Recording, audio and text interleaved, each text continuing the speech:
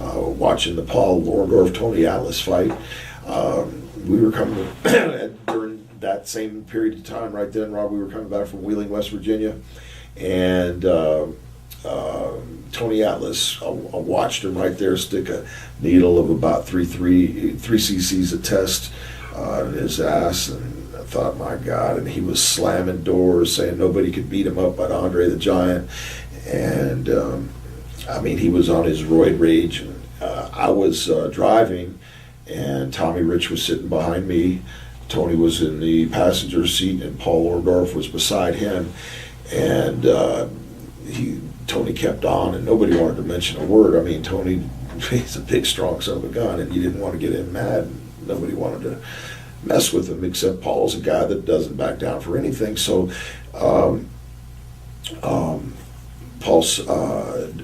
Tony said, "Brian, would you move the seat back a little bit?"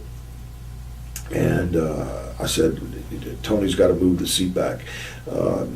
So Tony moved the seat back, and he goes, "Move that seat back up, Murdoch."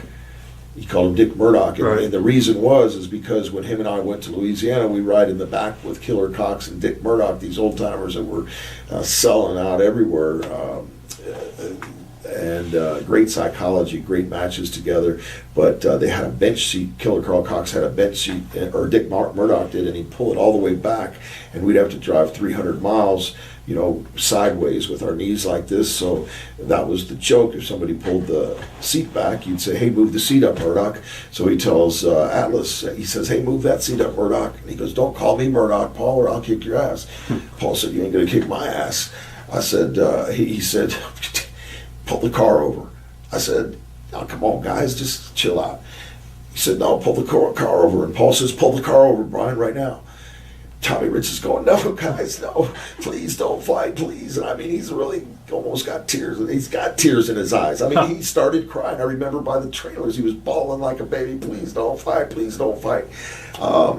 This Paul had a pair of tennis shoes on, a tank top, and a pair of shorts, and a cross, a crucifix. He said, "Brian, hold my cross, will you?" And I said, "Yeah, bro, no problem." Stuck it in my pocket.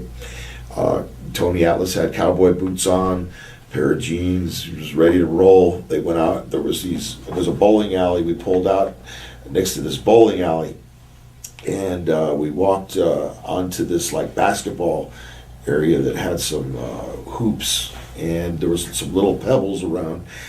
And Tommy started crying and screaming for him not to fight, and all of a sudden they just clashed and started rolling on the ground, and I hear, "Ah!" Tony went to punch him, Paul ducked, took him down, they started rolling on the ground, and you hear Tony screaming it to the top of his lungs, "Ah!" And Paul bit his ear off.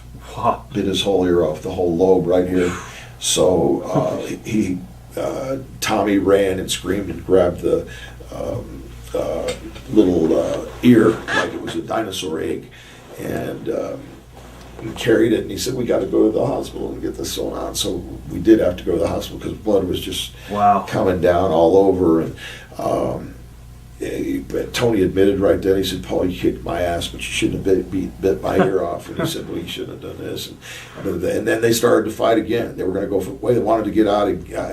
Paul wanted to get out again. Tony didn't. Right. So we asked directions, left Tony at the hospital, and that was the last time that Tony was at Championship Wrestling from Georgia. Wow, that's a great story.